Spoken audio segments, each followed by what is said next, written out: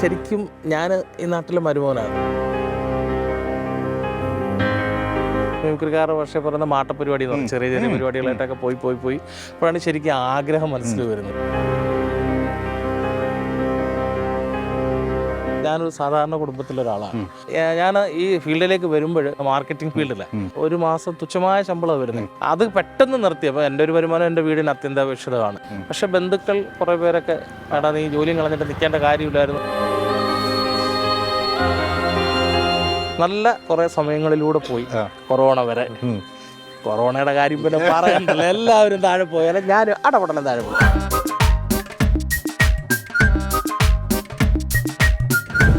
Ladies and gentlemen, എന്നാൽ എന്നോട് പറയുന്ന ഏറ്റവും പുതിയ എപ്പിസോഡിലേക്ക് എല്ലാവർക്കും ഒരിക്കൽ കൂടി സ്വാഗതം.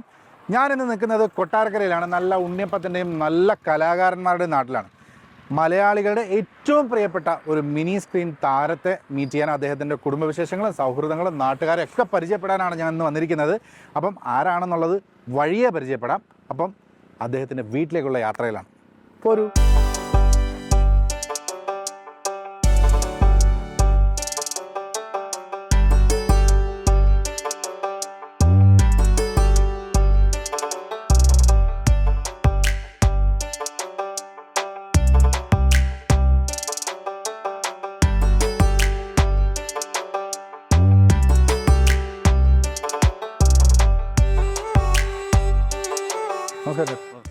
ചേട്ടാ, ഈ റൊണാൾഡോ എന്ന് പറഞ്ഞാൽ വീട് ഇവിടെ അടുത്താണോ? ഫുട്ബോൾ കളിക്കുന്ന റൊണാൾഡോ ആണോ? ഫുട്ബോൾ കളിക്കുന്ന റൊണാൾഡോയുടെ വീട് ഇവിടെയാണോ വരുന്നത്? നമ്മുടെ ഈ അലിയൻസിലൊക്കെ അഭിനയിക്കുന്നത്? ഓ, അഭിലാഷ. ആ, ഈ പറഞ്ഞ ആൾക്ക് ഈ മുഖമായിട്ടുള്ള ഇവിടെ ഇരിപ്പട്ടോ. ചായ കുടി എന്താണ് വീട്ടിൽ നിന്ന് ചായ വന്നിട്ട് ഇവിടെ നിൽക്കുന്നു? വീട്ടിൽ നിന്ന് ചായ കുടിക്കുന്നതിന് മുമ്പ് ഇവിടെ നല്ല സമോറിലൊരു ചായ കുടിച്ചാലോ? അതാ വീട്ടിൽ പോകണം. പഴയ പോലെ മുട്ട കിട്ടുന്നുണ്ടോ ഇപ്പോൾ? എല്ലാ സാധനങ്ങളും ഉണ്ട്. ഞങ്ങളുടെ ലുലുമള അത്. പിന്നെ വേറെ എന്തെങ്കിലും വിശേഷം? വിശേഷങ്ങളെന്ന് പറഞ്ഞപ്പം 2020 ചില കാര്യങ്ങളുണ്ട്, എനിക്ക് ചോദിക്കാൻ കുറെ കാര്യങ്ങളുണ്ട്. ഈ അഭിലാഷ ആശയക്കുഴപ്പത്തിലാക്കുന്ന ചോദ്യങ്ങളൊന്നും ചോദിക്കണം. ഈ അഭിലാഷ് എന്നാണോ റൊണാൾഡോ എന്നാണോ ഇവിടെ അറിയപ്പെടുന്നത്? രണ്ടുപേരിലും അറിയപ്പെടാറുണ്ട്. കോമഡിയിലുള്ള ആളെന്ന് അറിയപ്പെടാറുണ്ട്, സീരിയലുള്ള ആളെന്ന് അറിയപ്പെടാറുണ്ട്. പിന്നെ അലയൻസ് കാണുന്ന കുറേ ആൾക്കാരുണ്ട്, അവർ റൊണാൾഡോ എന്ന് വിളിക്കാറുണ്ട്. പിന്നെ അല്ലാതെ അഭിലാഷ് കൊട്ടാരക്കരക്കാരെന്ന് പറയാറുണ്ട്. പക്ഷെ ഒരുപാട് വർഷങ്ങൾക്ക് ശേഷമാണ് ഇത്രയും മനോഹരമായ ഒരു കവല, അത് ഇത്രയും ചെറിയ ചായക്കട ഇവിടെ രാവിലെ തുറക്കുന്നേ. രാവിലെ തൊട്ട് വൈകിട്ട് ഭയങ്കര തിരക്കാണ്. നമ്മുടെ ഈ നാടൻ കടകളിലെ ചായ ഉണ്ടല്ലോ, അതിന്റെ പ്രത്യേകത പറഞ്ഞാൽ ഈ തേയിലക്കറ വീടുന്ന, അതായത് ചായ ഒഴിച്ചിട്ട് ആ തേയില സഞ്ചി വെച്ചിട്ടൊന്ന് അമക്കും. അതിന്റെ കറ കിട്ടുന്ന ചായ ടേസ്റ്റ് എന്ന് പറഞ്ഞാൽ അതിന് വേറൊരു ഇതാ. അതാണ് നാടൻ ചായ എന്ന് പറയുന്നത്. അതാ ശരിക്കും നാടൻ ചായ എന്ന് പറയുന്നത് അതാണ്. അല്ലാതെ മറ്റേ കുറച്ച് തേയില ഒഴിച്ച് വര കൂടിയിട്ട് ആട്ടിക്കുട്ടി തരുന്നതല്ല. തേയിലക്കറയുള്ള ആ ടേസ്റ്റോടെ കടുപ്പത്തിലൊരു ചായ ഉണ്ട്. പക്ഷെ എന്നെ അതിശയപ്പെടുത്തി നിങ്ങൾ ആ ഒരു പത്രത്തിനിടയിൽ ഒളിച്ചിരുന്നതാണ്. അതാണ് അത് ഭയങ്കര അതിശയകാരം. ഇത്രയും ചെറിയ ശരീരം വെച്ചിട്ട് ഇത്രയും വലിയ പത്രത്തിനിടയ്ക്ക് വലിയ കാര്യം തന്നെയാണ്. ചേട്ടാ, ഈ നാട്ടുകാരെ പറ്റി പറയുമ്പോഴേ, ഞാൻ എൻ്റെ പ്രോഗ്രാമിൽ വരുന്ന അല്ലെങ്കിൽ എൻ്റെ ഗസ്റ്റായിട്ട് വന്ന് എല്ലാവരോടും ചോദിച്ചൊരു കോമൺ ചോദ്യം, ഈ നാട്ടിൽ നിന്നുള്ള സപ്പോർട്ട് എങ്ങനെ? നാടെന്ന് പറഞ്ഞാൽ ശരിക്കും ഞാൻ ഈ നാട്ടിലെ മരുമോനാണ്. എൻ്റെ വൈഫ് ഹൗസാണ് ഇവിടെ. എൻ്റെ സ്ഥലം എന്ന് പറഞ്ഞാൽ കൊട്ടാരക്കര, എനിക്ക് 5 കിലോമീറ്റർ അടുത്ത് ഇഞ്ചക്കാട് എന്ന് പറയുന്ന സ്ഥലമാണ്. ശരിക്കും ഒരു നാടിൻ്റെ സപ്പോർട്ട് കൊണ്ടാണ് ഞാൻ കലാരംഗത്തേക്ക് എത്തിയത് തന്നെ. ഒരു നാട്ടിൽ തന്നെ ഒരു ചെറിയ ക്ഷേത്രത്തിലെ ഉത്സവത്തിന് ഞാനും കമ്മിറ്റി മെമ്പറാണ്. അപ്പം ഞാൻ അന്നൊരു മാർക്കറ്റിംഗ് ഫീൽഡിൽ വർക്ക് ചെയ്യുമ്പോൾ അതിൽ 2-3 മിമിക്രി ആർട്ടിസ്റ്റുകൾ പ്രോഗ്രാം ചെയ്യുന്നുണ്ട്. അപ്പോൾ അവരോട് അപ്പം അമ്പലത്തിന് വരുമാനമൊക്കെ വളരെ കുറവാണ്. അപ്പോൾ ഞാൻ കമ്മിറ്റിയിൽ പറഞ്ഞു നമുക്കൊരു 10-20 രൂപ ഒപ്പിക്കുകയാണെന്നുണ്ടെങ്കിൽ നമുക്കൊരു ചെറിയ മിമിക്രി പരിപാടി വെക്കാം. അങ്ങനെ ഞാൻ ഇവരോട് പറഞ്ഞു. അങ്ങനെ അമ്പല കമ്മിറ്റിയും പിന്നെ നാട്ടിലുള്ള ഗൾഫിലുള്ള സുഹൃത്തുക്കളൊക്കെ സാമ്പത്തികമായിട്ട് സഹായിച്ചിട്ട് അങ്ങനെ ആ പ്രോഗ്രാമിലൂടെ ഞാൻ ഭാഗമായിട്ടാണ് ഞാൻ ഈ കലാരംഗത്തേക്ക് കാലെടുത്ത് വെക്കുന്നത്.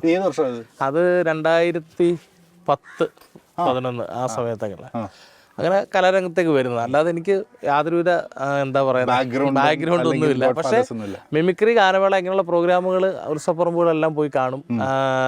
കാണാൻ ഭയങ്കര ഇഷ്ടമാണ്. അതുവരെ സ്റ്റേജിൽ കയറിയിട്ടില്ല. സ്റ്റേജിൽ ഹൈസ്കൂളിലെങ്ങാണ്ട് ഒപ്പനയ്ക്ക് മണവാളനായിട്ട് കൂളിംഗ് ക്ലാസ് വെച്ച് ഇങ്ങനെ ഒരു ഇരുത്തി, അതാണ് ആ ഒരു എക്സ്പീരിയൻസ് എന്ന് പറയുന്നത്. പക്ഷെ ആഗ്രഹം ഭയങ്കര ഇതൊക്കെ കാണാനും കേൾക്കാനും. പക്ഷെ അവതരിപ്പിക്കണം എന്നുള്ള ആഗ്രഹം ഉണ്ടെങ്കിലും ഒരു നാണം കിടപ്പുണ്ടായിരുന്നു. പക്ഷെ അപ്പോഴും നമ്മൾ ഈ സ്റ്റേജിൽ കയറുമ്പോൾ ഉണ്ടല്ലോ, നമ്മൾ ഇങ്ങനെ നോക്കുമ്പോൾ എൻ്റെ 1000-500 ആൾക്കാർ അതൊരു വല്ലാത്തൊരു അനുഭവം തന്നെ.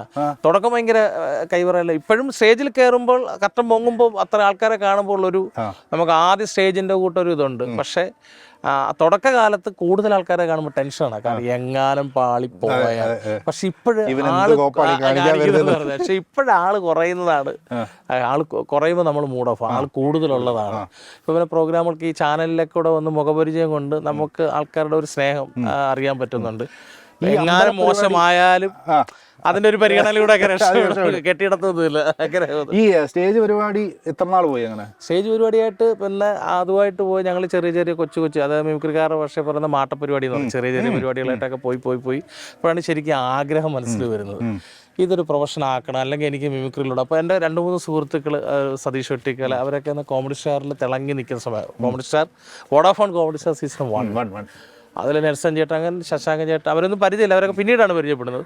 അപ്പോൾ സതീഷൊക്കെ നമ്മൾ കാര്യം പറയാനും വഴികളിലൊക്കെ വെച്ച് കാണുമ്പോൾ അവന് ആൾക്കാർ പിന്നെ ഫോട്ടോ എടുക്കാനും പരിചയപ്പെടാനൊക്കെ വരുന്നത് കണ്ടിട്ട് ഇങ്ങനെ ത്വര കൂടി ദൈവമേ അങ്ങനെ ഒന്ന് എത്തണം. അങ്ങനെ ഞാനൊരു പ്രൊഫഷണൽ ട്രൂപ്പിൽ, കൊച്ചിൻ മെഗാസ്റ്റാർ എന്ന് പറയുന്ന ഒരു പ്രൊഫഷണൽ ട്രൂപ്പിൽ വർക്ക് ചെയ്തു.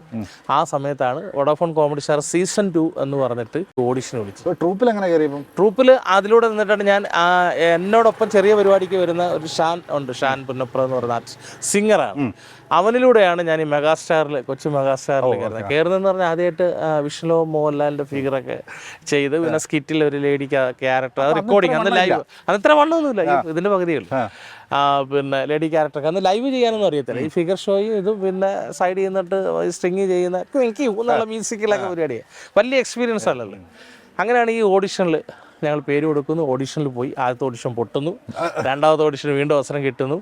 ആ രണ്ടാമത്തെ ഓഡിഷനിൽ അത്യാവശ്യം നല്ലൊരു സ്കിറ്റ് ചെയ്യാൻ പറ്റും. അങ്ങനെ അതിൽ കയറിയതിന് ശേഷമാണ് ഈ പറയുന്ന ആൾക്കാർ തിരിച്ചറിയുന്ന ആഗ്രഹം, ഒരു ടി വിയിലെ മോഹം കാണിക്കാൻ പറ്റി. ആ കോമഡി എക്സ്പ്രസിന്റെ ടൈറ്റിൽ വിന്നറായിട്ടാണ് ഞങ്ങളുടെ ടീം ഇറങ്ങുന്നത്, ടീം ഹാപ്പി. ടി വിയിൽ വന്നു, അതും പ്രത്യേകിച്ച് ഏഷ്യാനെറ്റിൽ വന്ന് ഒരു മുഖം എന്ന് പറയുമ്പോഴേക്കും അത് സ്റ്റാമ്പാണ്, വലിയൊരു പ്ലാറ്റ്ഫോം. അപ്പം ഒരു ആദ്യത്തെ തിരിച്ചറിയൽ മൊമെന്റോ ഉണ്ടല്ലോ, ഇയാള് മറ്റേ അതിനകത്തുള്ള ആളല്ലേ, അത് ഭയങ്കര സന്തോഷം. അത് തമ്പാനൂരൊക്കെ സ്റ്റാൻഡിലൊക്കെ വെച്ചിട്ടാണ്, അന്ന് ബസ്സിലല്ലേ പോണത്, ഇപ്പോഴും ബസ്സിലാണ് യാത്ര കൂടുതൽ. കോമഡി എക്സ്പ്രസ് അത്യാവശ്യം കയറി ഒരു വർഷത്തോളമൊക്കെ ആയി. അപ്പോൾ ശരിക്കും പറഞ്ഞാൽ ഈ റിയാലിറ്റി ഷോകളിൽ ആൾക്കാർ പെട്ടെന്ന് അറിയുന്നതെന്ന് പറയുന്നത് ജഡ്ജസ് പേര് പറയുന്നവരെയാണ്. ജഡ്ജസ് പേര് അഭിലാഷ് താങ്കളുടെ പ്രകടനം കൊള്ളായിരുന്നു, അല്ലെങ്കിൽ ശശാങ്കൻ താങ്കൾ ഇന്നത്തെ സ്കിറ്റ് ബെറ്റർ ആയിരുന്നു, അങ്ങനെ പേര് പറയുന്നവരാണ് ആൾക്കാർ പെട്ടെന്ന് ഐഡന്റിറ്റി ചെയ്യുന്നത്. എനിക്ക് പക്ഷേ അതിനേക്കാളുപരി എൻ്റെ ഐഡന്റിറ്റി എന്ന് പറയുന്നത് തടിയാണ്. അന്നും ഇത്ര ഇല്ലെങ്കിൽ പോലും തടിയുണ്ട്. എൻ്റെ കൂട്ടത്തിൽ തന്നെ കോബ്ര രാജേഷ് എന്ന് പറയുന്ന ആൾ മെലിഞ്ഞിട്ട്, അപ്പോൾ ഞങ്ങളുടെ കോംബോ ശരിക്കും സ്കിറ്റുകളിൽ വർക്കൗട്ട് 1-0 പോലെ. അപ്പോൾ ട്രൂപ്പ് പിന്നെ ചാനലിലേക്ക് പോകാനും തിരിച്ചു വരാനൊക്കെ സ്റ്റാൻഡുകളിൽ നിൽക്കുമ്പോഴും വണ്ടികളിൽ നിൽക്കുമ്പോഴൊക്കെ ആൾക്കാർക്ക് എവിടെയോ ഒരു പരിചയം, ഇന്ന നാളാണെന്നറിയാം, എവിടെയോ ഒരു മുഖപരിചയം. ആ മുഖപരിചയം അങ്ങനെയൊക്കെ ചോദിച്ചു. ഞാൻ പിന്നെ എന്നെ പറഞ്ഞിട്ടുണ്ട്. അത് ബാക്കി ആ സമയത്തുണ്ടായ ഒരു സന്തോഷം എന്ന് പറഞ്ഞാൽ എൻ്റെ ദൈവം, ഒരു ഭയങ്കര ഓസ്കാർ അവാർഡ് കിട്ടിയത് തുല്യമാണ്. കാരണം നമ്മളെ ഒരു പ്രോഗ്രാം കണ്ടിട്ട് ഇയാൾ ടി വിയിലുള്ളതല്ലേ, ഇന്നലെ കണ്ടിരുന്നു എന്നൊക്കെ പറയുമ്പോഴേ, ഇന്നലെ ചെയ്ത അത് കൊള്ളായിരുന്നു എന്നൊക്കെ പറയുമ്പോൾ ഉണ്ടാകുന്ന സന്തോഷം, അത് ഞാൻ ഒരു സമയത്ത് ആഗ്രഹിച്ചത് അത് നമ്മളിലേക്ക് വന്നു കയറുന്നത്, അതൊരു ഭയങ്കര ഒരു ഭാഗ്യം തന്നെയാണ്. അതിന് പുറമെ നമ്മൾ ഇതൊന്ന് ഫസ്റ്റ് ടൈം നമ്മളൊന്ന്, അതായത് ഒരു തേൻ മധുരിക്കും പോലെയാണത്. അപ്പം നമ്മൾ ഒരിക്കൽ ടേസ്റ്റ് ചെയ്താൽ കുറച്ച് വീണ്ടും ഒന്നുകൂടെ ടേസ്റ്റ് ചെയ്യാൻ തോന്നും. അപ്പം എന്നെ ആരെങ്കിലും ഒന്ന് തിരിച്ചറിഞ്ഞാൽ കൊള്ളാം എന്നൊക്കെ പറഞ്ഞാൽ എവിടെയെങ്കിലും പോയി ഇങ്ങനെ നിന്ന് നോക്കിയിട്ടുണ്ട്? പിന്നെ ഉറപ്പായിട്ടും നിന്നിട്ടുണ്ട്. അതിൻ്റെ ടൈറ്റിൽ പിന്നെ കോമഡി എക്സ്പ്രസിൻ്റെ വിന്നറായപ്പോൾ ഞങ്ങളുടെ ജംഗ്ഷനിൽ ഒരു ഫ്ലെക്സ് വെച്ച് ഞാൻ യാത്ര ചെയ്യാൻ തന്നെ ആ ഫ്ലെക്സിൻ്റെ ഫ്രണ്ട് ഇരിക്കാം, ഫോട്ടോ ഞാനാണത് കാണിക്കട്ടെ, അങ്ങനെയൊക്കെ ചെയ്തിട്ടുണ്ട്. പിന്നെ അല്ലാതെ പിന്നെ വണ്ടികളിലേക്ക് നോക്കും, അത് എല്ലാവരും ചെയ്തതാണ്. പിന്നെ ചിലർ അങ്ങനെ നിന്നിട്ടില്ല എന്നൊക്കെ ഭാഷയിൽ ജാടയിൽ പറയാം, പക്ഷെ ഞാൻ നിന്നിട്ടുണ്ട്. നോക്കാൻ വേണ്ടിയിട്ട് ചിലപ്പോൾ ഫോൺ ചെയ്ത് വെറുതെ ജാട പറഞ്ഞിട്ടുണ്ട്. അതൊക്കെ സ്വാഭാവികം. അന്തകാലം ഇപ്പോൾ അങ്ങനൊന്നും ഇല്ല ചേട്ടാ. അപ്പോഴും നമ്മൾ ഇങ്ങനെ ഒരു മേഖലയിലേക്ക് ഇറങ്ങുമ്പോൾ നമ്മുടെ വീട്ടിൽ നിന്നുള്ളൊരു സപ്പോർട്ട് എന്ന് പറയുന്ന സാധനം ഉണ്ടല്ലോ, അതായത് എല്ലാ വീടുകളിൽ നിന്ന് ഭയങ്കര ആശങ്ക. കാര്യം ഞാനൊരു സാധാരണ കുടുംബത്തിലൊരാളാണ്. അപ്പോൾ ഞാൻ ഈ ഫീൽഡിലേക്ക് വരുമ്പോൾ ഒരു 10-16,000 രൂപയോളം മാസ ശമ്പളം കിട്ടുന്ന മാർക്കറ്റിംഗ് ഫീൽഡിലാണ്. സോപ്പ്, ചീപ്പ്, എല്ലാ ഐറ്റംസ് ഉണ്ട്. അവിടെ നിന്നാണ് ഞാൻ ഇത്ര വാചാലമായിട്ട് സംസാരിക്കാൻ പഠിച്ചത്. അത് പെട്ടെന്ന് നിർത്തിയപ്പോൾ എൻ്റെ ഒരു വരുമാനം എൻ്റെ വീടിന് അത്യന്താപേക്ഷിതമാണ്. പക്ഷേ ഞാൻ കല്യാണമൊന്നും കഴിച്ചിട്ടില്ല. അപ്പം അത് പെട്ടെന്ന് നിർത്തിയിട്ട് ഇതിലേക്ക് പോയപ്പോൾ വീട്ടിലൊരു പേടിയാണ്, എങ്ങനെയായാലും എങ്ങനെയാണ് നമ്മുടെ അവസ്ഥ ഇതൊക്കെയാണെന്നൊക്കെ പറയുമ്പോഴും എൻ്റെ ചേട്ടന്മാർ നല്ല സപ്പോർട്ടായിരുന്നു. ആശങ്ക ഉണ്ടെങ്കിലും ആരും നീ ഇത് പോകണ്ടെന്ന് പറഞ്ഞിട്ടില്ല. പക്ഷെ ബന്ധുക്കൾ കുറേ പേരൊക്കെ എടാ നീ ജോലിയും കളഞ്ഞിട്ട് നിൽക്കേണ്ട കാര്യമില്ലായിരുന്നു, അച്ഛനോട് അമ്മയോടെ ഒക്കെ പറഞ്ഞിട്ടുണ്ടെന്ന് അവർ പറഞ്ഞു. നിങ്ങൾക്ക് ഉത്തരവാദിത്വം ഇല്ലാത്തതുകൊണ്ടാണ് അവനെ അത് കളിക്കാൻ വിട്ടു. പക്ഷേ ഇത് കളം ദോശ തിരിച്ചിട്ട് അവർ മാറിയത് ഞാൻ വിൻ ചെയ്തപ്പോഴാണ്. അതൊരു ഭയങ്കര ആത്മവിശ്വാസം കൂടി. അതിനുശേഷം ഉടനെ ഞാൻ ഏഷ്യാനെറ്റ് കോമഡി എക്സ്പ്രസ് കഴിഞ്ഞ് ഇറങ്ങുന്നു. ഒരു മാസത്തിനുള്ളിൽ തന്നെ ഞാൻ ഒരു സിറ്റ്കോം വെള്ളാനകളുടെ നാടെന്ന് പറയുന്നത് ഏഷ്യാനെറ്റ് സിറ്റ്കോമിലേക്ക് ജോയിൻ ചെയ്യും. അപ്പം റിയാലിറ്റി നേരെ സീരിയലിലേക്ക് വരുന്നു. അത് അത്യാവശ്യം നല്ല റേഞ്ചിൽ പോകുന്നു. പിന്നെ സ്റ്റേജ് പ്രോഗ്രാം നമ്മൾ ആവശ്യപ്പെടുന്ന ഒരു പൈസയ്ക്ക് നമ്മളെ വെക്കുന്ന ഒരു അവസ്ഥയിലേക്ക് എത്തി. അപ്പോൾ പ്രോഗ്രാംസും കാര്യങ്ങളായിട്ട് പോകുന്നു. റോയൽ എൻഫീൽഡ് ബുള്ളറ്റ് എടുക്കുന്നു. അതിലോട്ടിട്ട പോലെ പാനിനകത്ത് ഇട്ട പോലെ, സ്വർണ്ണതല ഇതുവരെ വീണിട്ടില്ല, പാനിനകത്ത് ഇട്ട പോലായി. അപ്പം ബുള്ളറ്റൊക്കെ എടുത്തു. അങ്ങനെ ബെറ്റർ അതിനിടയ്ക്ക് ഒരു പ്രണയം, പിന്നെ അയാളെ കല്യാണം കഴിക്കാൻ, അങ്ങനെ നല്ല കുറെ സമയങ്ങളിലൂടെ പോയി. കൊറോണ വരെ. കൊറോണയുടെ കാര്യം പിന്നെ പറയണ്ടല്ലോ, എല്ലാവരും താഴെ പോയാലും ഞാൻ അടപടലം താഴെ പോയി. ഈ അന്നും ഈ വെള്ളാനകളുടെ നാട്ടിൽ വരുമ്പോഴും ഒക്കെ ഈ സിനിമയ്ക്ക് വേണ്ടിയിട്ടുള്ള ശ്രമങ്ങളൊക്കെ നടക്കാറുണ്ട്. ഫോട്ടോ പരിചയം, ഓരോ പരിചയങ്ങൾ വഴി, സുഹൃത്തുക്കളുടെ പരിചയങ്ങൾ വഴി കൺട്രോളർമാർക്കൊക്കെ അയച്ചു കൊടുക്കാറുണ്ട്. പക്ഷേ അതിനകത്തൊന്നും വെളിയൊന്നും വന്നിട്ടില്ല. പിന്നീട് അതിനുശേഷം വീണ്ടും ഏഷ്യാനെറ്റിൽ കോമഡി സ്റ്റാറിൻ്റെ ഭാഗമായപ്പോഴത്തേനാണ് ആക്ഷൻ ഹീറോ ബിജുവിൽ ചെറിയൊരു വേഷം ചെയ്യാൻ കിട്ടി. പക്ഷേ അത് ഡ്യൂറേഷൻ്റെ പ്രശ്നം കൊണ്ട് പോയി. പൂമരത്തിന് ചെറിയൊരു വേഷം ചെയ്തു, അതും ഡ്യൂറേഷൻ്റെ പ്രശ്നം കൊണ്ട് പോയി. പിന്നെയാണ് ഞാൻ വിഷ്ണു ഉണ്ണികൃഷ്ണൻ നായനായ വികടകുമാരനിൽ ഒരു ചെറിയ, പക്ഷെ ആ വേഷം ഞാൻ ആരോടും പറഞ്ഞില്ല. കാര്യം എന്ന് പറഞ്ഞാൽ ഇത് പോയാലോ, പൂമരത്തിൻ്റെ ക്ലാബ് ബോർഡൊക്കെ വെച്ച ഫോട്ടോ വരെ ഉണ്ടായിരുന്നു. പിന്നെ ലോകം മുഴുവൻ അറിഞ്ഞു ഞാൻ പൂമരത്തെ അഭിനയിച്ച, പക്ഷേ സിനിമ വന്നപ്പോൾ മാത്രമില്ല. അപ്പം വികടകുമാരിലൊരു വേഷം ചെയ്തു, പക്ഷെ ഞാൻ ആരോടും പറഞ്ഞില്ല. തിയേറ്ററിൽ പോയി ഞാൻ കണ്ട് ഞാൻ ഉണ്ടെന്ന് ഉറപ്പിച്ചതിന് ശേഷമാണ് ഞാനും ഈ സിനിമയിലുണ്ടെന്ന് പറഞ്ഞ് പോസ്റ്ററിനടുത്തുനിന്ന് ഒരു ഫോട്ടോ എടുത്തിട്ട് അന്ന് ഇൻസ്റ്റയില്ല ഫേസ്ബുക്കിലിട്ടത്. പക്ഷേ അത് ചെറിയൊരു വേഷം, ബൈജു സന്തോഷിൻ്റെ കൂടെ ചെറിയൊരു ക്യാരക്ടർ, അയാളുടെ ഒരു ഗുണ്ടയായിട്ട്. പിന്നീട് ഒരുപാട് ഓഡിഷനുകളൊക്കെ പോയിട്ടുണ്ട്. പിന്നെ ഓഡിഷനുകൾ പോകുമ്പോൾ എല്ലാ കലാകാരന്മാർക്കും പറയാമെന്നുള്ള, നമ്മൾ ചെല്ലുമ്പോൾ അയ്യോ ചേട്ടാ നിങ്ങൾക്ക് പറ്റിയത് എന്താണ് ചേട്ടാ, നിങ്ങളെന്ന് നമ്മുടെ സിനിമയിൽ അയ്യോ അങ്ങനെ ഉണ്ട് പറയാന്നൊക്കെ പറയുന്നതല്ലാതെ പിന്നീടാണ് ഞാൻ പിന്നെ തീർച്ചയായിട്ടും സുഹൃത്തുക്കൾ വരെ എക്സ്ക്യൂസ് ആയിട്ട് ഉപയോഗിക്കുന്നവരല്ല, അളികളിൽ പറ്റിയ സാധനങ്ങളില്ല. അങ്ങനെ നമുക്ക് സിനിമ വിദൂരത്താണെന്ന് മനസ്സിലായപ്പോഴാണ് ഉള്ള വർക്കുകൾ ചെയ്ത് സന്തോഷമായിട്ട് മുന്നോട്ട് പോകാം എന്ന് കരുതി ഇപ്പോൾ ഉള്ള വർക്കുകളിൽ തന്നെ കോൺസെൻട്രേറ്റ് ചെയ്ത് അങ്ങനെ പോകും. ചേട്ടാ വെയിലടിക്കുന്നുണ്ട്, എന്നാ മുന്നോട്ട് നടക്കാം.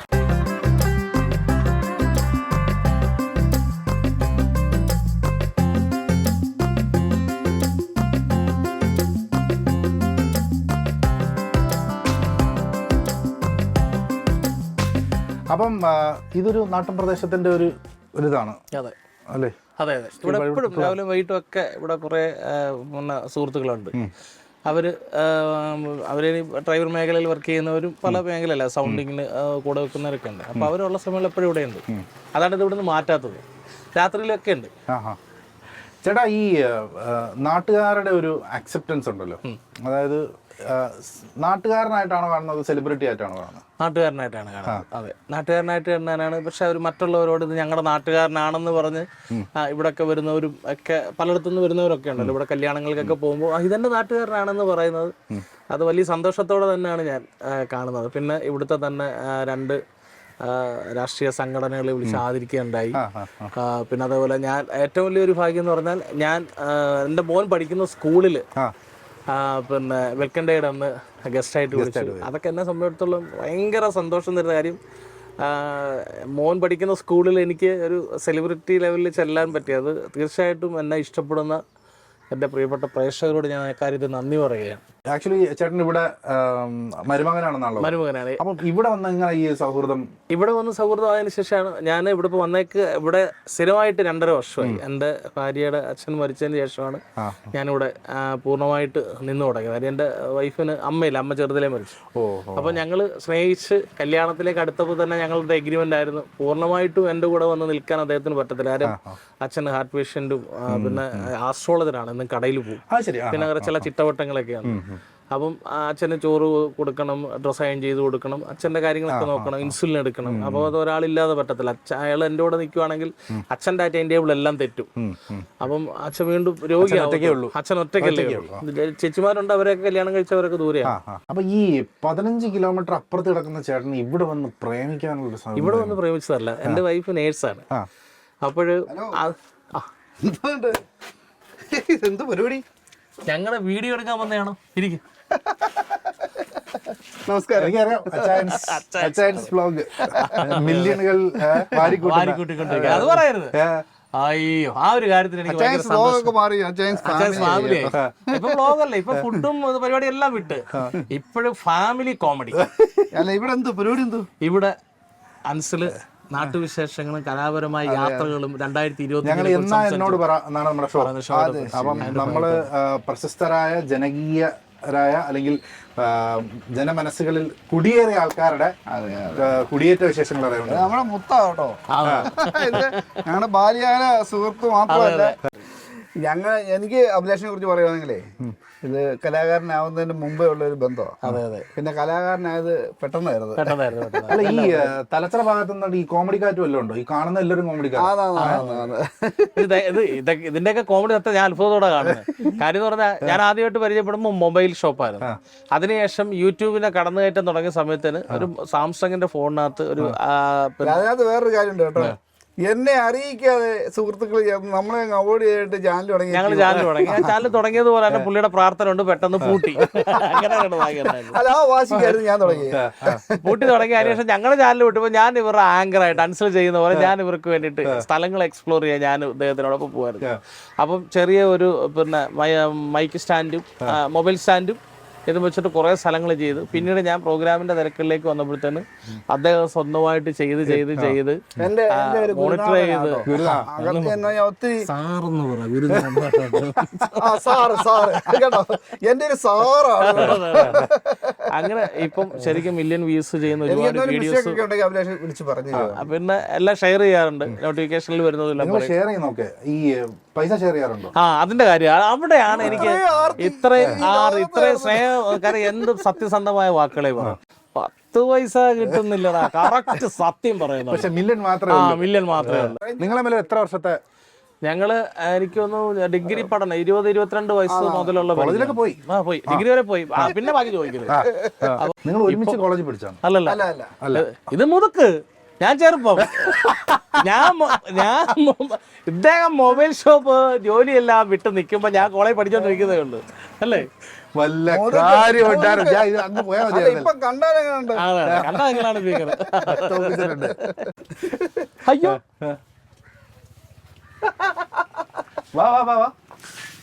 എന്തൊരു അതിശയോക്തിയില്ലേ പറഞ്ഞു വെച്ചതുപോലെ. അതിശയിട്ട എങ്ങനെ ഉണ്ടായിരുന്നു? ഭയങ്കരമാണ്. സതീഷ് ഇങ്ങനെ പലയിടത്തും വന്ന് ഇടിച്ചു കയറാറുണ്ട്. ഒരിക്കലും ഇല്ല. പാവപ്പെട്ട ചെറിയ കലാകാരൻ മീൻ മേടിക്കാൻ പറ്റുമല്ലോ. നമ്മുടെ അളിയന്റെ ഒരു ഇന്റർവ്യൂ എടുക്കുമ്പോൾ നമ്മൾ വന്നില്ലെങ്കിൽ പിന്നെ ആര് വരാനാണ്?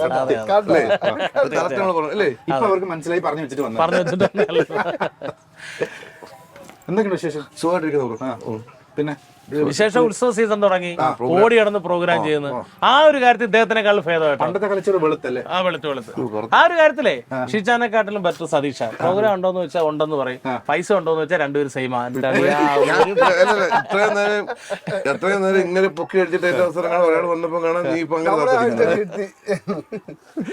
നേരത്തെ ഞാൻ മുമ്പ് പറഞ്ഞു, അതായത് സതീഷ് കോമഡി വോഡഫോൺ കോമഡി സ്റ്റാറിൽ എനിക്ക് പരിചയമുള്ള പേരറിയാവുന്ന ഒരു കലാകാരൻ എന്ന് പറയുന്നത് സതീഷാണ്. ഞാനന്ന് ഈ സെയിൽസിന്റെ വീണ്ടുമായിട്ട് വരുമ്പോൾ ഇദ്ദേഹത്തിനെ വെട്ടിക്കാൽ വെച്ച് കാണും, ഒരുമിച്ച് സെൽഫി എടുത്തിട്ടുണ്ട്. ആ പരിചയം മുന്നോട്ട് വളർന്നു. അപ്പൊ പല സ്ഥലങ്ങളിലും ഈ സെയിൽസിന് ബ്ലേഡ്, സോപ്പ് ഇതൊക്കെ തന്നെ സ്വാധീനിക്കും. അന്ന് ഇവൻ തമാശല്ല, ഓണമൊക്കെ എടുക്കുമ്പോഴേ നമ്മൾ അവിടെ അന്ന് അന്നൊക്കെ പിന്നെ അളിയനായി സതീഷായി. അല്ല അന്ന് ഇവൻ മിമിക്രി ഭ്രാന്തനാണ്. അന്ന് ട്രൂപ്പിൽ കളിക്കുന്ന ട്രൂപ്പിൽ കളിച്ചിട്ടില്ല. പിന്നീട് ട്രൂപ്പിൽ തുടങ്ങിയതിന് ശേഷം സതീഷിനെ കണ്ട് പരിചയമായതിനു ശേഷമാണ് ട്രൂപ്പിലേക്ക് വരുന്നത്. മലയാളികളുടെ ഒരു കുഴിച്ചെറുപ്പ് ചോദ്യം ചോദിക്കട്ടെ. സാധാരണ ഒരു മേഖലയിൽ നിൽക്കുന്ന ആൾ മറ്റൊരാൾ മേഖലയിൽ കൈപിടിച്ച് വരുത്താറില്ല, കാരണം തൊളിച്ചോട്ടി കയറിപ്പോ. അത് പ്രത്യേകിച്ച് നാട്ടുകാരെ പക്ഷെ നമ്മളെ കാണല്ല. ഇപ്പോഴും അത് ഉണ്ടെന്നുണ്ട്. ഇപ്പൊ അദ്ദേഹം വെള്ളരിക്കാപട്ടണം സൗബിൻ മഞ്ജു വാര്യർ കോമ്പിനേഷന്റെ വെള്ളരിക്കാപട്ടണത്തിൽ അഭിനയിച്ചപ്പോഴും എന്റെ ഫോട്ടോ കളക്ട് ചെയ്തിട്ട് എന്നെ മേടിച്ചിട്ട് അവിടെ കൊണ്ട് കാണിച്ചു. വെള്ളരിക്കാപട്ടണം അളിയന്റെ ഫോട്ടോ അയച്ചു കൊടുക്കും. അത് പിന്നെ നമ്മൾ രണ്ടുപേരും റൂമിലാണ് താമസിക്കുന്നത്. അതെ ഞങ്ങൾ ചെയ്യുമ്പോഴത്തേനും ഞങ്ങൾ റൂമിലാണ്. ലിവിന്റെ അടുത്ത് കിടന്ന രസമുണ്ട് കേട്ടോ, നല്ലതാ. ഇങ്ങനെ ചരിഞ്ഞ് കുറച്ചു ഒന്ന് കിടന്നോ. ചേട്ടാ നിങ്ങൾ ചെയ്തതിൽ കോമ്പിനേഷൻ നമ്പർ വല്ലതും കയ്യിലിരിപ്പുണ്ടോ? കോമ്പിനേഷൻ സ്കിറ്റുകളല്ലേ സ്കിറ്റുകൾ കുറേ ചെയ്തിട്ടുണ്ട്, സ്കിറ്റുകൾ എഴുതിയിട്ടുണ്ട്. പിന്നെ സിറ്റ്കോമുകൾ ഞങ്ങൾ ശരിക്കും ശത്രുക്കളായിരുന്നു. അദ്ദേഹം ഒരു രാഷ്ട്രീയ സംഘടനയുടെ നേതാവ് ജിമ്മി, ഞാൻ സുപ്രു എന്ന് പറയുന്ന ഒരു അരവയർ, കൂടുതലും വഴക്കുകളായിരുന്നു. പിന്നെ സ്കിറ്റുകൾ ഞാൻ എന്തെങ്കിലും ചെറിയ കഥകൾ പ്ലാൻ ചെയ്യുമ്പോൾ സതീഷോട് ഷെയർ ചെയ്യും. സതീഷ് അത് കേട്ടിട്ട് നല്ലൊരു ജഡ്ജ്മെന്റ് പറയാറുണ്ട്. ഞാൻ എഴുതിയ ഈ അടുത്ത സമയത്ത് സലാഡ് സ്റ്റോറിയിലൊരു ക്യാരക്ടർ ചെയ്തു. അങ്ങനെയൊക്കെ പ്രശസ്തി ആസ്വദിക്കുന്ന ഒരു അസുഖം പോണ്ടെന്ന് കുറച്ച് മുന്നേ പറഞ്ഞത്. അതായത് ഇവിടെ നിന്നിട്ട് റൊണാൾഡോ എന്നൊക്കെ പറഞ്ഞു. ഇതൊന്നും വർക്കൗട്ട് ആയില്ല. വേറെ സാധനം ഉണ്ട്. ഹലോ, എന്ന എപ്പിസോഡ് വരുന്നത്? ഷൂട്ട് ഇല്ലല്ലോ, എന്നെ വിളിച്ചില്ലല്ലോ. അങ്ങനെ പറഞ്ഞെങ്കിൽ എടാ ഒന്ന് നോക്കടാ എന്നെ. അങ്ങനൊക്കെ എന്റെ അടുത്തും പറയാറുണ്ട്. നിങ്ങൾക്ക് ഈ ഇത് വ്ളോഗിലൊന്നും കൈവയ്ക്കാൻ തോന്നിയില്ല ഇതുവരെ? ഞാൻ യൂട്യൂബ് ചാനലില്ലാത്ത അതുകൊണ്ട് അമ്മച്ചി കയറി യൂട്യൂബ് ചാനൽ എനിക്കുണ്ടായിരുന്നു. ഹായ് വിങ്കർ വെട്ടിക്കാറുണ്ടായിരുന്നു. പിന്നെ 4 വർഷത്തേക്ക് പിന്നെ അതിൽ നമ്മൾ 3 എപ്പിസോഡ് ചെയ്തു. നമ്മുടെ പൈങ്കിളി സിനിമ ഡയറക്ട് ചെയ്ത് ശ്രീത്ത് മേലിലാണ് ഇപ്പം അത് ഞങ്ങൾ അന്ന് ഷൂട്ട് ചെയ്തത്. ആ ഡയറക്ടർ ചെയ്ത് ശ്രീത്ത് അഭിനയിക്കാനും ഉണ്ടായിരുന്നു. പക്ഷെ അതൊക്കെ കുഴപ്പമില്ല, നല്ലായിരുന്നു. പക്ഷെ ഇവൻ ചെയ്തതാണ് ഓരോ കടകൾ കയറി അങ്ങ് മുടിപ്പിക്കുമായിരുന്നു. ഹോട്ടലുകൾ മാത്രമേ പിന്നെ മാഷ് തുടങ്ങി അംഗനവാടിയുടെ സൈഡിൽ കൊണ്ടുവച്ചേ കഴിക്കാൻ പരിപാടികളെ ചെയ്യും. അപ്പൊ സതീഷേ, എന്തായാലും നമ്മൾ ഒരുമിച്ചിരുന്നു. എല്ലാവരും എന്താ വെച്ച കാര്യം അപ്പൊ ഞാൻ എത്ര ഉണ്ട്, ഇവിടെ എത്ര ഉണ്ട്. അപ്പൊ അതിലേക്ക് വരുന്നതിന് മുമ്പായിട്ട് സതീഷിന്റെ പറയുമ്പോഴേ സതീഷിന്റെ മിമിക്രി ജീവിതത്തിലെ ഏറ്റവും ഹൈലൈറ്റ് ഐറ്റം എന്ന് പറഞ്ഞാല് സതീഷിന്റെ മോഹൻലാൽ. അതേപോലെ സതീഷ് മോഹൻലാലിന്റെ ശബ്ദം അടിപൊളിയായിട്ട് അനുകരിക്കും. അച്ചായന് വേണ്ടിയിട്ട് ഇപ്പം രണ്ടു എന്നാലും വേറെ കാര്യം നിങ്ങൾ ഇവൻ ഉണ്ടല്ലോ, ഇവൻ ആ നമ്മുടെ 4 വർഷം മുമ്പ് ഇവൻ ഈ സെയിൽസ് നടക്കുന്ന സമയത്ത് മുടിയൊക്കെ ചേർത്തി ലാലേട്ടൻ്റെ കൂട്ട് ഇയാള് ജീവിക്കുക. ആ സമയത്ത് ഭയങ്കര ജീവനായിരുന്നു. തമാശ അതെല്ലാം പോട്ടെ. ആ സമയത്തെല്ലാം ഓരോ ഫിഗർ ചെയ്യും, വീഡിയോ എന്നെ കാണിക്കും. വിഷ്ണുഭത്തിന്റെ കസ്തൂരി എന്നുള്ള പാട്ട് എഴുതും. ഇത് ചെയ്തു. ഈ അടുത്ത സമയത്ത് 1 വർഷം മുമ്പ് ഇവൻ ഇത് വെച്ച മോഹൻലാൽ ഇവൻ എന്ത് ചെയ്യണം? 6 മാസം മുമ്പ് ഒന്ന് ആലോചിച്ച് നോക്കട്ടെ. അത് ചാനലില്ല, അത് കുഴപ്പമില്ല. അത് ഇത് സ്റ്റേജിൽ ചെയ്ത് ഏറ്റവും അവസരം ഫാൻസ് അസോസിയേഷൻ വിളിച്ച് എല്ലാം പറഞ്ഞ് മേല ആ ഏരിയയില് മുട്ട മേല അതിനെ കണ്ടേക്കരുതെന്ന് പറഞ്ഞു. ധൈര്യം പേടിയാ ചെയ്യാൻ. അപ്പം ചെറുതായിട്ടൊന്ന് ഫയറപ്പ് ചെയ്താൽ. അതെ, സൗണ്ട് പഴയ കാല സൗണ്ട് പറയാം. ഒരു പ്രശ്നമില്ല അല്ലേ? എടാ ശേരക്കുട്ടി, നീ മന്ത്രിയുടെ അല്ല ഏത് ചക്രവർത്തിയുടെ പോരെന്ന് പറഞ്ഞാലും ഇതിന്റെ പെരുക്കത്തരം നിന്നെ വിട്ടുപോകില്ല. ഇനിയാണ് അത് പുതിയതില്ല, ഇതന്നെ പറയുന്നത്. നിങ്ങൾ ത്രയങ്ങളാണോ അവിടെ മെയിനായിട്ട്? തീർച്ചയായിട്ടും. ചിലപ്പോൾ സതീഷിന്റെ വീടിന്റെ അവിടെ നിൽക്കും, ചിലപ്പോൾ ഇതേപോലെ പാലത്തിൽ പോയി നിൽക്കാറുണ്ട്. ഈ കാര്യങ്ങളും നിങ്ങൾ ഈ മദ്യപാന പരിപാടികളൊക്കെ എങ്ങനെ? വല്ലപ്പോഴും കഴിക്കും. ആഴ്ച 7 ദിവസം. പക്ഷെ ഇയാളെ എത്ര ആളാണ് എടുത്തിട്ട്? 4 വർഷം. 4 വർഷം. പക്ഷെ അതിന് മുമ്പുള്ള കാഴ്ച പറയണം. ഒരു ഫുൾ എടുത്ത് കഴിഞ്ഞു ഒറ്റയ്ക്ക് അല്ല, നമുക്ക് കിട്ടത്തില്ല. ഒരു 60 കൊല്ലം കിട്ടും. എന്നിട്ടൊരു വിരളെ പിടിക്കത്തില്ല. എന്നിട്ട് ഇപ്പോഴത്തെ പരിപാടി പറയുന്നു, നമ്മൾ ചുമ്മാ കഴിക്കണ്ടെന്ന് പറഞ്ഞാലും അളിയ അവിടെ കഴിക്കുക, ചുമ്മാ രസമില്ലേ, വല്ലപ്പോഴും കഴിക്കണം, കുഴപ്പമൊന്നുമില്ലല്ലോ. എന്നിട്ടുള്ള ഇറച്ചിയൊക്കെ മേടിച്ച് വെച്ചിട്ട് അത് മൊത്തം അളിയും എന്തെങ്കിലും ഒരു ഗുണം ഉണ്ടാകുന്നത്. ഒന്നാമത്തെ കാര്യം എന്ന് പറഞ്ഞാൽ 132 GB ഉണ്ട്. ഇതൊക്കെ കുറെ സമയം എടുക്കത്തില്ലേ? നമ്മളല്ല ഒരു 60-90 കഴിച്ചിട്ട് കാര്യമൊന്നുമില്ല. അതുപോലെ തന്നെ വേറെ സംഭവം സിഗരറ്റ്. നമ്മൾ ഈ സിഗരറ്റ് സ്റ്റേജിൽ നിൽക്കുമ്പോൾ സിഗരറ്റ് വഴി ഭയങ്കര ഇങ്ങനെ സിഗരറ്റ് വലിക്കുമ്പോൾ കത്തിക്കാൻ പറ്റത്തില്ല. അന്ത്യാപീസിന്റെ പോകാൻ അവിടെ കേട്ടോ. അല്ല, ഒരു സംഭവം ഞാൻ പറയാം. ഇങ്ങനെ വലിച്ചു നമ്മുടെ ഈ പരിപാടി ടെൻഷനാണ് വലിക്കുന്നത്. എപ്പോഴാന്ന് പറഞ്ഞ ആൾക്കാർ തലക്കളി കേൾക്കാൻ പറ്റുന്നത്. നമ്മള് കൊലച്ചോറാണ്. നമ്മളെല്ലാം പ്രതീക്ഷിച്ചിരിക്കും എന്ത് സംഭവിച്ചാലും ഇങ്ങനെ വർദ്ധിച്ചോണ്ടിരിക്കുമ്പോഴേക്കും ഞാൻ ഇങ്ങനെ സിഗരറ്റ് അടിക്കുമ്പോഴേക്കും പഠിച്ചോണ്ടിരിക്കുമ്പോഴാണ് അളിയ നാളത്തെ പരിപാടിക്ക് അളിയന്റെ ഫിഗർ അത് കുറച്ചുകൂടെ ആക്കണം. എന്തുകൊണ്ടെന്ന് പറയുമ്പോഴേ സാധനം പോയി, വിഷയം മാറിയില്ലേ, അല്ലെങ്കിൽ നമ്മൾ ഇടം കൂടെ ഇടണം പറയും. ഇന്ന് ചിലപ്പോൾ നിങ്ങൾ വലിക്കുമ്പോഴേക്കും പറയണ്ടേ, ഇവിടെ ഇന്നലെ നിന്റെ മറ്റേ സ്കിറ്റിനകത്ത് മറ്റേ സംഭവം അതുകൊണ്ടാണ് ശരിയാണ്. ഇപ്പോഴത്തെ കറങ്ങി പോയി. അങ്ങനെ ഞാൻ ഈ ട്രൂപ്പിൽ നിന്ന് മാറി വേറെ ട്രൂപ്പിലോട്ട് പോകും. അന്നേരം അഭിലാഷ് അതെന്ത് കളിയാ നീ എന്നെ വിളിക്കലുണ്ടോ, നീ എന്ത് വിളിക്കാം? അപ്പൊ എടാ മറ്റന്നോണ്ടല്ലടാ. അപ്പൊ ഞാൻ നമ്മൾ എല്ലാം ഒരുമിച്ച് ഒരേ വർഷം ഒരുമിച്ച് കളിക്കാൻ പറ്റില്ലല്ലോ. അപ്പൊ ഞാൻ അപ്പൊ ചോദിക്കുകയാണ് അളിയാ ആർട്ടിസ്റ്റ് ബേസ് ഞാൻ മോശം പറയാം. അപ്പൊ ഞാൻ പറഞ്ഞു എന്റെ പൊന്നളിയ ആർട്ടിസ്റ്റ് ബേസ് നീ പക്കയാണ്, സിഗരറ്റ് ബേസിലാണ് നീ. സിഗരറ്റിന്റെ വേറൊരു കഥയുണ്ട്. ഞങ്ങളൊരു യാത്രയിൽ ഇതേപോലെ സതീഷിന്റെ പ്രോഗ്രാം കാണാനായിട്ട് പോവാം. അങ്ങനെ അമ്പലത്തിന്റെ അടുത്ത് മൈക്ക് സൗണ്ട് ഒക്കെ കേൾക്കുന്ന ഒരു ഏരിയയിൽ വണ്ടി എടുത്തിട്ടാണ് ഒരു 3-4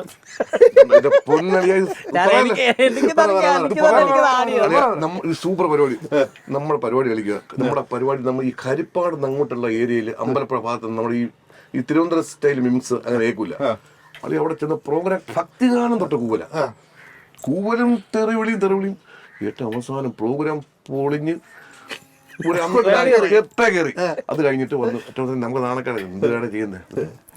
അത് കഴിഞ്ഞൊരു 4 ദിവസം കഴിയുമ്പോൾ കായംകുളത്തുനിന്ന് ഈ ഇതിന്നൊരു 10 ഒരു 15 കിലോമീറ്റർ ഇപ്പുറം വെച്ച് കളി. ഇപ്പൊ ഞാനിവരിങ്ങനെ പോകും. ഞാൻ പറഞ്ഞ ഇന്നും കൊലച്ചോറ് തന്നെ ഞാനാണ് വണ്ടി ഓടിക്കുന്നത്. അന്നേരം ഞാൻ പറഞ്ഞു ഒരു മൂടും ഇല്ല. ഞാൻ പറഞ്ഞു എന്തിനാണ് ഇത്രയും ദൂരമൊക്കെ പരിപാടി കൊടുക്കേണ്ട വല്ല കാര്യമുണ്ടോ, നമുക്ക് ഇവിടെ കാണുമൊക്കെ കൊടുത്താൽ മതിയായിരുന്നു.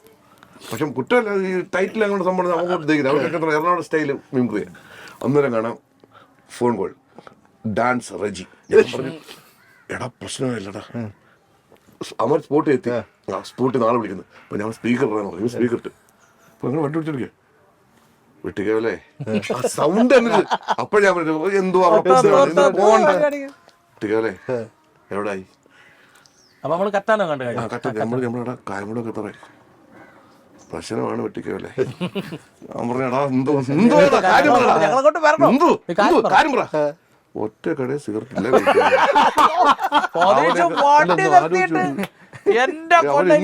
പറയാനൊന്നുമില്ല. പേടിച്ചു പോയി. കാരണം 5 ദിവസം മുമ്പ് ഏരിയ പരിപാടി പൊളിഞ്ഞു പോയില്ലേ. പൊളിഞ്ഞതിന്റെ ആ ഒരു എക്സ്പീരിയൻസ് വെച്ചിട്ട് പിന്നെ ഈ പരിപാടിയെ കുറിച്ച് ഞങ്ങൾക്ക് തന്നെ വലിയ ബോധമില്ലാത്തത് കൊണ്ടും അയ്യോ ഒന്നും പറയണ്ട. അവരെന്തിനാന്ന് അങ്ങനെ എനിക്ക് ഇപ്പോഴും അറിഞ്ഞൂടാ. അല്ല ഇപ്പോഴും അവനങ്ങനെ തന്നെ വിളിക്കുന്നത്. അഭിലാഷേ കൊട്ടാരക്കരല്ല പരിപാടി കൊടുത്തേക്കുന്നത് നമ്മളൊരു ഗന്ധം വെച്ചിട്ട് പൈസ തന്നില്ല, അത് തന്നെ അവർ തോലം തരാണ്. അളിയൻ കാണാൻ വരുമോ ഇത് പറയാനാണ്. പ്രസന്റ് ചെയ്യുന്ന രീതി അങ്ങനെയാണ്, നമ്മളെ ഒരുപാട് ടെൻഷൻ അടിപ്പിക്കും. അങ്ങനെ കുറെ സംഭവം. ന്യൂ ഇയർ ഇവര് ഗംഭീരം. പക്ഷെ എനിക്ക് പോകാൻ പറ്റിയില്ല, എന്നെ പ്രോഗ്രാം കാണാൻ വിളിച്ചിട്ടുണ്ടായിരുന്നു. അപ്പം ത്രയത്തിന്റെ ഒരു 25 പരിപാടി എങ്ങനെ? 25 ഞങ്ങൾക്ക് 2 പേർക്കും സിനിമ തന്നെയാണ്. എനിക്കിപ്പോൾ ഒരു സിനിമ ശുക്രൻ എന്ന് പറയുന്ന ഒരു സിനിമയിൽ ചെറിയൊരു വേഷം കിട്ടി. അതിപ്പം 2 ദിവസത്തിനുള്ളിൽ 2 ദിവസം ഡേറ്റ് വന്നിട്ടുണ്ട്. സതീഷ് നേരത്തെ പറഞ്ഞൊരു ക്യാരക്ടറിന്റെ പുറയിലാണ് അതിന്റെ റെഫറൻസ് ഒക്കെ എടുത്തേക്കുന്നത്. ഉടനെ തന്നെ വിളിയിൽ ഇപ്പോഴേ വിടുന്നില്ല. അതെ ഇദ്ദേഹം മില്യൺ വ്യൂസ് തന്നെ. പറ അത് കേൾക്കട്ടെ, അത് പറ. കൗമുദിയോടെങ്കിലും ആ സത്യം ഒന്ന് പറഞ്ഞു പറ. മലയാളി, ടിപ്പിക്കൽ മലയാളി. കുഴപ്പമില്ല, ദൈവം സഹായിച്ച് കുഴപ്പമില്ല, നന്നായിട്ട് പോകുന്നുണ്ട്.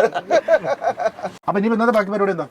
ബാക്കി പരിപാടി എന്റെ ദൈവമേ ഞാൻ അങ്ങോട്ടൊന്ന് ഇറങ്ങാം. സതീഷ് എനിക്ക് ഞാനിവിടെ ഒരു ഫാമിന്റെ ചെറിയൊരു വീഡിയോ എടുത്ത് ഇറങ്ങിയത്. അതിന്റെ കൂട്ടത്തിലാണ് കണ്ടത്. ആത്മാർത്ഥമുള്ള സുഹൃത്തല്ല ഞാൻ പോവാ. സന്തോഷം, കാണണം. ഓക്കെ ആ മൈക്കൂരി കൊടുത്തേക്കോണേ. ഇപ്പൊ ആർക്കും മനസ്സിലായി കാണത്തേയില്ല. പോയിട്ട് വരാം. അയ്യോ അത് പറഞ്ഞപ്പോഴാ. ഇനിയിപ്പം വീട്ടിലോട്ട് പോവാം. വീട്ടിൽ തന്നെ എന്നാലും ബാ കഴിക്കാന്ന് പറയത്തില്ല. അല്ല ചെല്ലാത്ത പടേ ഉള്ളൂ. ആ അപ്പം എന്തായാലും 2025 വളരെ ഒരു പ്രൊഡക്റ്റീവായിട്ടുള്ള വളർച്ചയുള്ളൊരു വർഷമാവട്ടെ. നമ്മുടെ എന്നാ എന്നോട് പറയൽ വന്നതിൽ ഒരുപാട് സന്തോഷം. ഒരുപാട് വർക്കുകൾ ഇട്ടിട്ട് അടിപൊളിയാവട്ടെ. Thank you. നളിയനും ഒരുപാട് ഇതാവട്ടെ. എല്ലാവർക്കും ഹാപ്പി ന്യൂ ഇയർ. ഭയങ്കര സന്തോഷം. ഓക്കെ ഇപ്പൊ ഒന്നും മറക്കല്ലേ. വീട്ടിൽ പഴമില്ലെന്ന് പഴം ഉണ്ടല്ലോ ഇവിടെ. നല്ല ഇതേപോലുള്ള സപ്പോർട്ട് ഞാൻ ഇനിയും പ്രതീക്ഷിക്കുന്നു. അപ്പൊ എങ്ങനെയാ ഉച്ച അടിച്ചു വെയിലടിച്ചു. ഇത് ഞാൻ കൊട്ടാരക്കരയിൽ പോകുമ്പോൾ സംഗമിക്കുന്ന എൻ്റെ സുഹൃത്തുക്കളുടെ ഒരു മൊബൈൽ ഷോപ്പുണ്ട്. ടൗണിൽ എന്തെങ്കിലും ആവശ്യങ്ങൾക്ക് മാത്രമേ ഇറങ്ങാറുള്ളൂ. അപ്പം അവിടെയാണ് ഏറ്റവും കൂടുതൽ. സിനിമ ഡൗൺലോഡ് ചെയ്യേക്കും, സിനിമ വിശേഷങ്ങളും പുതിയ സിനിമയുടെ ഇംഗ്ലീഷ് പടമാണോ ഡൗൺലോഡ് ചെയ്യുന്നത്? അല്ലല്ല മലയാള സിനിമകളെ കാണുന്നത്, മലയാളം തമിഴ്. അവിടെ പോയിരുന്നിട്ട് അപ്പൊ അമ്മമാരോടാണ് ചോദിക്കുന്നത് സിനിമ എങ്ങനെ ഉണ്ടെന്ന് ചോദിച്ചിട്ട് ഡൗൺലോഡ് ചെയ്യും. പിന്നെ എന്റെ മൊബൈൽ വിൽപ്പന വാങ്ങല് എല്ലാം അനിയൻ പയ്യന്മാരാണ്, പക്ഷെ നല്ല എന്നെ എല്ലാ രീതിയിലും നല്ല സപ്പോർട്ട് ചെയ്യുന്ന ഒരു കൂട്ടാണ്. നമുക്ക് അവിടേക്കൊന്ന് പോവാം. ഓ, പോവാം.